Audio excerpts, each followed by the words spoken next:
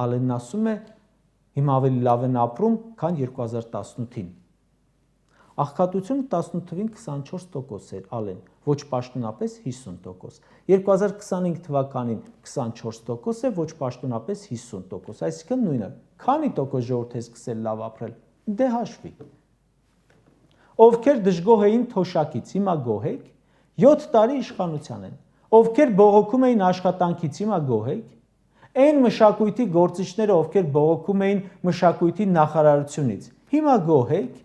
Գյուղատնտեսներ, ձեր ակնկալիքները բավարարված են։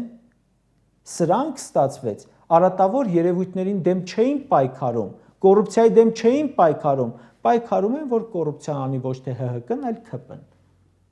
Նրանք, ովքեր դժգոհ էին պաշտպանության նախարարությունից, հիմա գոհ եք, այն ժամանակ ասում եք բանակում շատերը չեն ծառայում,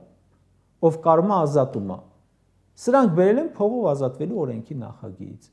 Այսօր ՊՆ խոստովանում է, որ թշնամին սահմանի երկայնքով կրակում է։ ՔՊ-ական դեպուտատն ասում է, հույս ունեմ մեր ժողովուրդը ունի ամուր նյարդեր ու չի տրվի ադրբեջանական սադրանքներին։ Ժողովուրդը Եղոյան ունի նաև պաշտպանության նախարարություն, չատեստավորված ուսուցիչ նախարար։ Ու այդ ՊՆ-ն պարտավոր է կանխել սադրանքները, ոչ թե հույս ունենալ, որ լրատվամիջոցները կրակոցների մասին չեն գրի, ժողովուրդը չի իմանա։